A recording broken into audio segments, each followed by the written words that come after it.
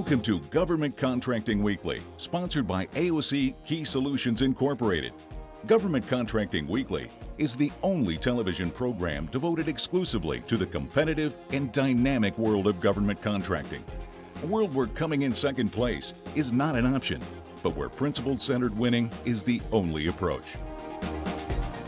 Good morning and welcome to Government Contracting Weekly. I'm Jim McCarthy, the owner of Key Solutions and the host of this show.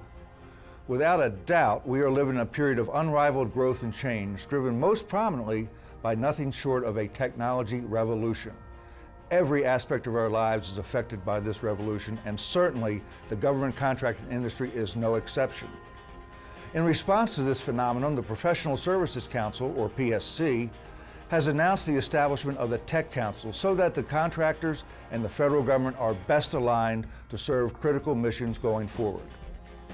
Joining me today to discuss the mandate and the goals of the newly established Tech Council is Ann Altman, the General Manager, U.S. Federal and Government Industries for IBM. Ann is a widely respected in both the public sector and across industry as an innovative and dynamic leader. Ann has also been named the chair of the Tech Council. Also joining us today is David Wennergren, the Senior Vice President for Technology Policy of the Professional Services Council. Dave has just recently joined PSC following a long and highly respected career both in the private and public sectors with a key focus on information technology. Dave will serve as a senior PSC staff member on the Tech Council. We've got a lot of fascinating subject material here and a lot of ground to cover, so let's get right to it.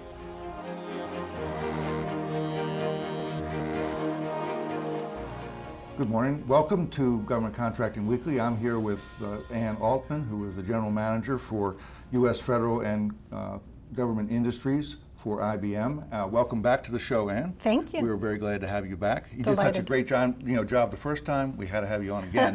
Delighted. And new to the show here, we have Dave Wennergren, who is from the Professional Services Council, and you are the Senior Vice President for Technology, yes? Yes, I am. It's great to be here with you, Jim. Okay, well, good. Let's get right into it here. So the first question is why, and why now? Why is there a Tech Council? Ann. Well, PSC has always been a forward-looking organization. Mm-hmm.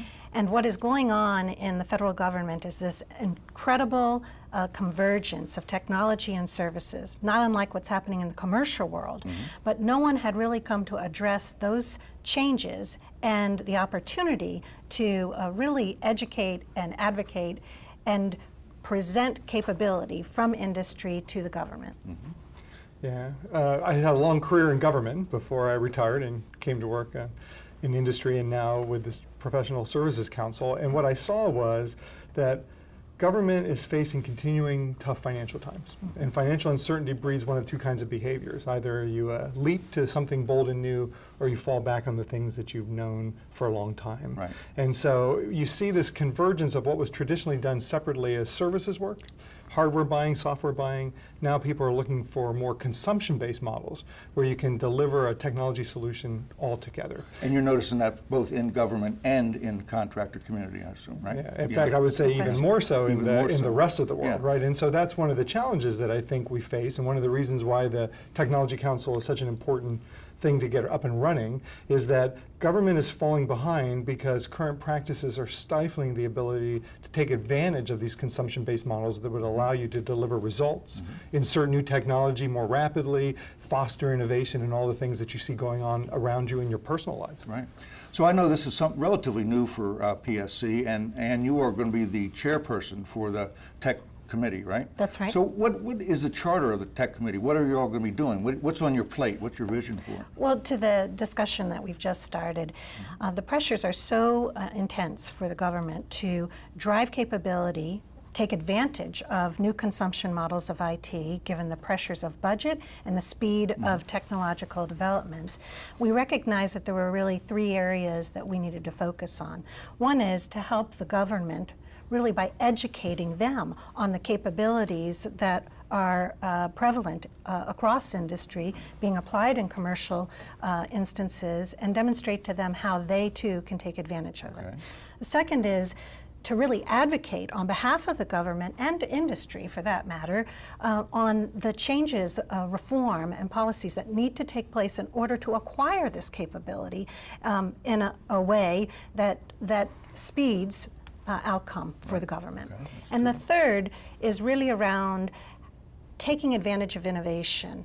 So facilitating for industry, facilitating the ability to present and demonstrate new solution capability, innovative solution to the government in a way that they can then embrace that and incorporate that into their systems. Well, yeah. So if you think about it, you know, the bumper sticker for the Tech Council is educate, advocate, and facilitate, because there are behaviors that could change now. There's flexibilities that exist in the rules today that could be taken advantage of that were not. There are rules that need to be changed. We're coming up on almost 20 years since the enactment of the Clinger-Cohen Act. Right. And yet, you know, the substantive changes in how technology is delivered to you in your personal life is not necessarily filtered into government. So we could change behaviors about the rules today, we could help fix the rules for tomorrow, and we could do things like making sure that the dialogue between industry and government is such that industry best ideas and best practices are allowed to be rapidly adopted. And I might say this is not the first time that PSC has taken the lead on an important issue. This is just is the hot issue of the day. Tell me, Ann, what kind of a team have you assembled? Who's on your committee? Well, we have what I would consider the titans of industry. Let me just take a moment and read them to you. Teresa. See, if she hadn't said that, I would have, because you know she's modest. But I'm definitely surrounded by titans of industry on this council. Okay. Well, we have Teresa Carlson from Amazon Web Services, Pat Finn and Alan Balutis from Cisco, Greg Baroni from Attain, Steve Roth from Preferred System Solutions, Wes Anderson from Microsoft, Kay Kapoor from AT&T, George Newstrom from Dell, and then we have Randy First from Oshus Networks and Robin Lineberger from Deloitte. No shrinking violets there, right? So you have your hands Not full at with all. this great team that you've assembled. And what we're Yes. seeing around it is, you know, so we have an executive advisory board, which Anne's talked about, companies that are big in this space, IBM, Cisco, Microsoft, Amazon. And so then coupled with that, you have the much broader membership of the PSC, the broader Professional Services Council, almost 380 companies. And so the council will involve efforts and talents from many, many more people as we go forward. And additional companies are joining because they're seeing this as an important issue to go take on. How's he to work with? Is he easy to work with? Dave? Yeah. Well, you know, you have to get accustomed to this. Everything is sunny with him, but no, he's spectacular. You know, one of the reasons I frankly wanted Dave working at PSC in this capacity is because of his depth of expertise and his experience in government, his frustration in driving transformation, his voice, if you go back and look at what he did for the government, the voice, Whole career, yeah. his entire And career. it's clearly a mutual admiration society, because two of the big reasons why I'm now at PSC is because Stan Soloway is the president, and he's been a champion for change and the opportunity to work with Andy And I again. suspect the two of you are going to be, sort of chained at the hip here, making sure that That's you're my a team. goal. Okay, well, we're going to take a break right now. When we come back, I want to talk a little bit about the PSC Tech Council and specifically what problems it is addressing. So we'll be right back. So did we win that government contract? We did. And? And now we've got to deal with the regulatory hurdles. Well, good luck with that. When the government's your client, you need to play by their rules. Ah, and the rules change more than you think. Exactly. We need someone who's done this before. Plus, it's complicated, so we're going with BDO. BDO. People who know government contracting know BDO. Working in contract management is a complex job. Creating, executing, managing contracts. It's an ever-changing world, and our members share the same challenges. At the National Contract Management Association, we know this business, gathering the best minds in our field, furthering your career by providing knowledge and training. Together, we've figured it out.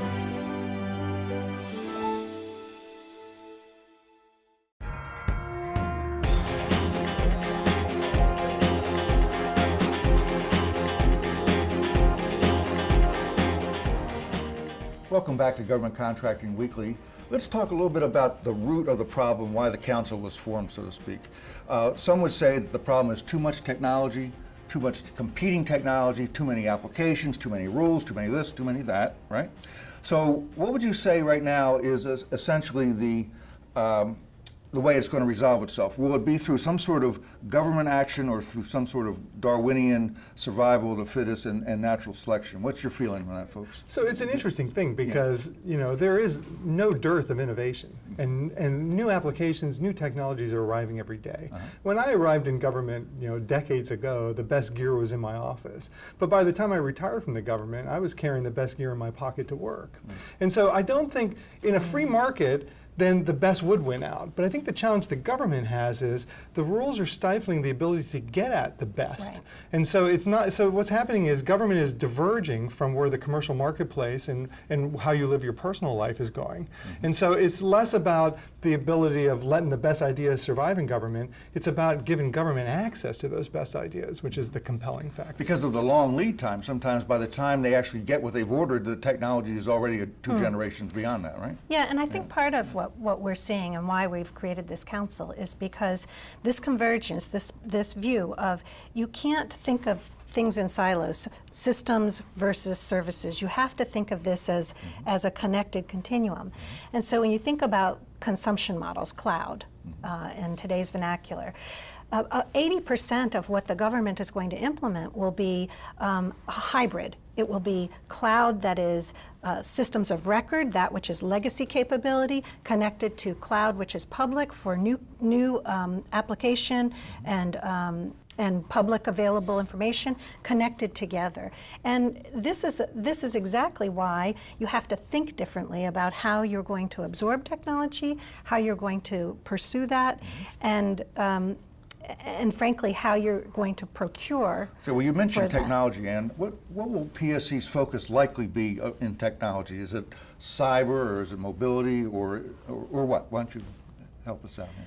Well, I'll say it's all of the above. All of the above. Because when you're thinking about delivering a mission outcome, you're thinking about what is the capability I need to amass in order to deliver that, whatever it is, and what is the speed at which I can deliver it, right? Time to value on the mission. So when Dave and I talk about this, it's about all of these things. It's cloud, analytics, mobility, social, security, security solutions. It's all of that, plus a lot more. Okay. There is this huge opportunity to take advantage of these consumption-based models that allow new technologies to be inserted more rapidly.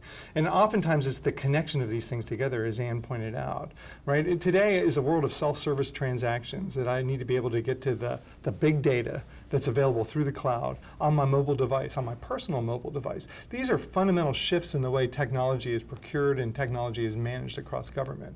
And so there are these huge opportunities right now to do different buying patterns that will allow us to take advantage of that. And we're stymied a little bit right now because some of the rules are lagging behind, or the behaviors about how you implement the rules that exist in the acquisition regulations are lagging behind. And there's this opportunity to move to these consumption-based models that will reduce big upfront capital expenditures and allow you to buy, as they say, by the drink. In my last life in the Department of Defense, one of the things I looked after was business systems. And in defense business systems, we spend $7 billion a year on defense business systems. And 75% of that money goes to sustain the old. And only 25% of it is going to the new. And that's not a ratio that's survivable. Because while some of the old is okay, some of the rest of the old is way past its viable life and needs to be retired in favor of web-based, PKI, public key infrastructure enabled, identity mobile based, social media enabled applications. So initially you were talking about, Ann, the convergence between technology and sort of the whole services industry. So how about elaborating on that? Is that a problem or is that good? We I think collectively, those that are on the Executive Advisory Board and those who are now participating in this council would say this is an opportunity. The world is no longer looking at silos. It's looking at what is the outcome that you can deliver. So as a services provider, your objective is to find and work with partners who can deliver innovation and capability. For a pure technology firm, you are looking for partners who understand the system end to end and who can implement your capability or innovation in a way that will lend itself to speed the delivery of the the program. Do you detect that this is changing the basic offering that industry gives to the government? In other words, it used to be some companies provided professional services. If you want to technology, oh no, don't go to me, go to this company here. So, Right. Yes. so are we noticing that there's a sort of the absorption of both of those? There's a change that has There to is a take change. place on Yeah. both sides, I think. Government has to buy differently. Yeah. Really rigid statements of work that don't allow new ideas and new technologies being inserted have to be replaced by things like statements of objectives and the ability for industry to offer alternative approaches. But concurrently, industry has to recognize that the game is different now, and how they offer up the best of what they have will be done in a different way. Okay. Well, we're going to step away again for a break, but when we come back, talk a little bit about the policies that the Tech Council wants to impact and influence, and we'll talk a little bit about that when we come back, okay? Great. Okay, we'll be right back. What do you want for your business? If you're a federal contractor, your likely answer is to win. But winning these days is harder to do as the market has become increasingly competitive and demands that you do much more with much less. Hi, I'm Lauren LaMarche, a certified professional coach and proposal manager. At KSI, we believe your key to winning lies in developing your proposal team. Integrating our leadership coaching services into your existing proposal process can help you create a winning team that will give you a competitive edge and increase your win probability. For 30 years, we've helped the top 10 federal contractors and hundreds of smaller firms win over $130 billion in federal business. So, do you really want to win? If your answer is yes, then invest in your people. You can't afford not to. Contact me at ksileadershipcoaching.com because you need to win.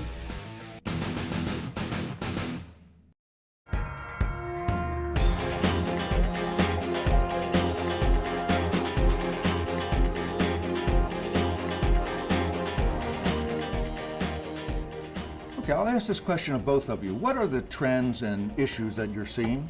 Why should the audience care? Okay. Well, may I start? Please. So we've talked already about just the enormous transformation and change in terms of the technology that's available today. So oftentimes we think of the Internet of Things, 80 billion devices globally connected to the internet, everything being with sensors. The fact that Dave mentioned earlier, having something in his pocket that had more capability than what he had on the data center floor. Well, today, it's not just about bringing your device, it's about bringing your own application, because you want to do work the way you do applications today on your smartphone. So there are many, many changes like this that are influencing, for the good, how you would define or redefine processes to deliver mission outcome in the government. Yes, okay. And it's a time where incremental change is no longer going to be enough. It is truly, to use a cliche, it is a time for reinvention. Yes. If you want to be able to get the mission done in financial uncertainty, right? Because who knows, sequestration could come back, right? Continuing financial uncertainty, and a new aging workforce that's retiring that will be replaced by a younger workforce who has expectations about how to live their lives and how to get their jobs done, then you're going to have to create this world where you can get to the information you need to get your job done from any place at any time. Do you guys think that the government will ever catch up with the private industry? Well, I think You think that'll happen? in some cases the government is already ahead, so I'll just give a plug for the government. Oftentimes the most sophisticated innovation and advancements have been developed with the government, partnered with industry, and then ultimately become commercially available and support the financial industry and others because of the robustness and the size of the requirements. So that's the good side. The more difficult side is that back to how they procure capability today, and the fact that the government, many of these processes, most of them, were automating paper processes of 30, 40 years ago and have not advanced to how you could now completely redesign them in a world that's built on cloud and mobile and social is the real challenge. That's the real challenge.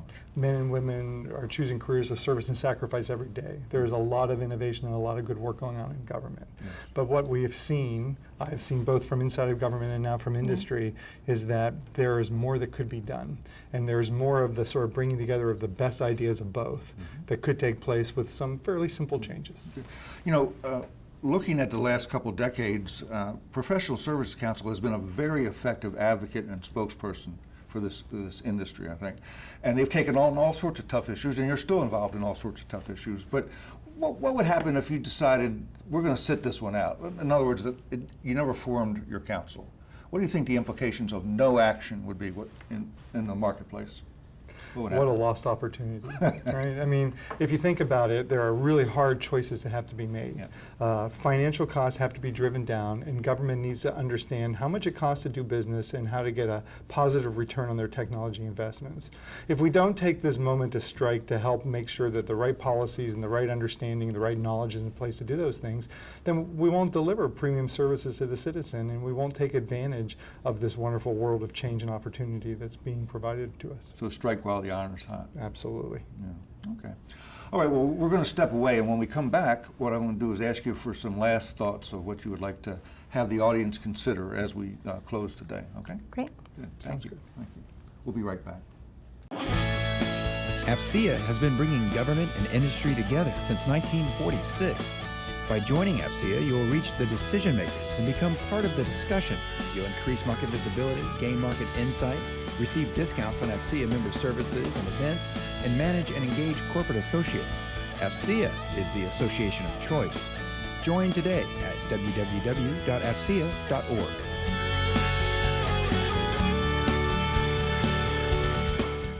Question for you. Do you lack an overall effective win strategy? Hi, I'm Jim McCarthy, owner of Key Solutions. For over 30 years, KSI has helped clients win or retain over 130 billion in government contracts by providing the keys to winning. Now, if you're chasing a must-win contract, visit AOCKeysolutions.com and click on Contact Us. It's a tough market. Don't go it alone.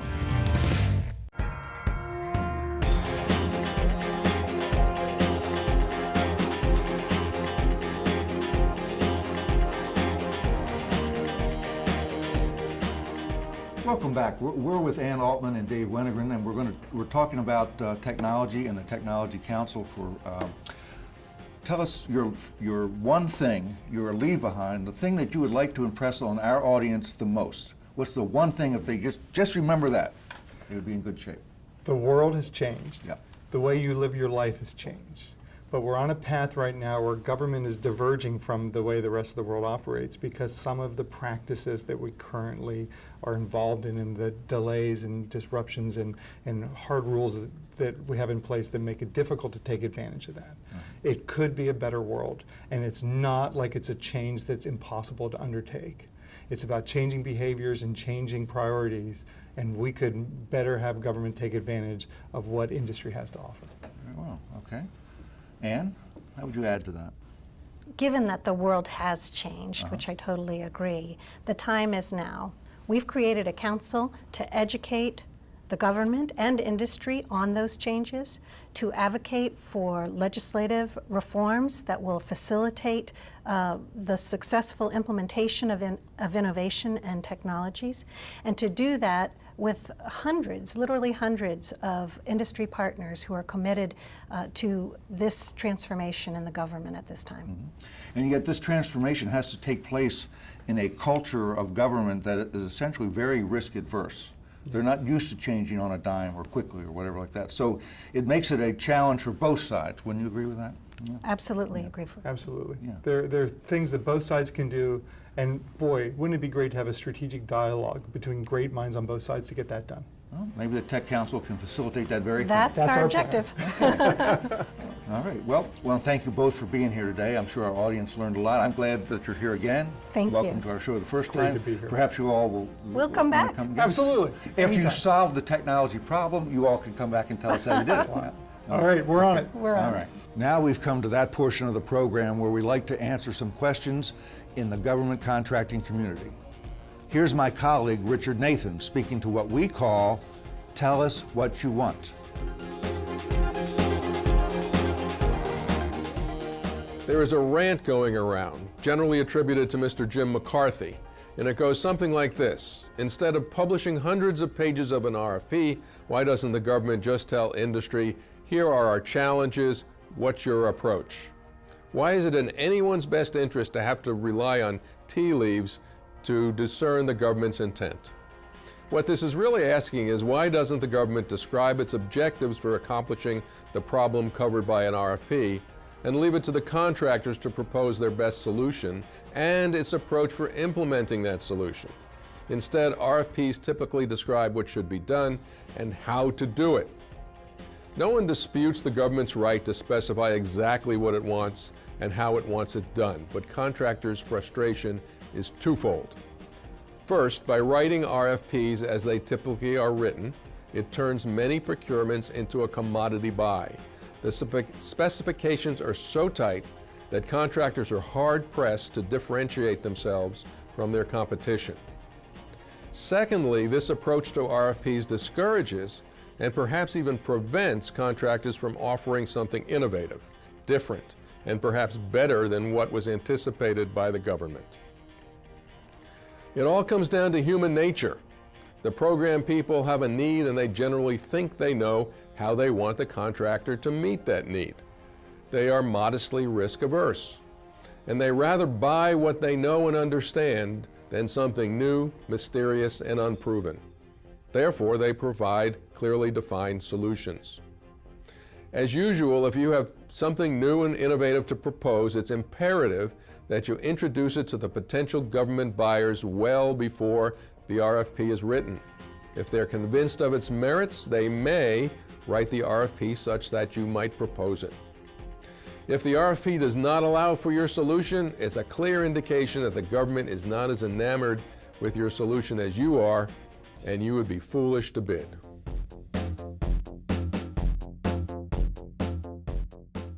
In the months to come, we will all be hearing a lot more about the Tech Council that has been created by PSC. But for many of us, today's program has served as a good introduction to their mission. I want to thank Ann Altman, the General Manager, U.S. Federal and Government Industries for IBM, and David Wennergren, the Senior Vice President for Technology Policy of the Professional Services Council, for joining me today. But most importantly, I want to thank you, our viewers, for once again making Government Contracting Weekly a regular part of your learning regimen. On behalf of all my colleagues at AOC Key Solutions, I'm Jim McCarthy, and I'll see you next week.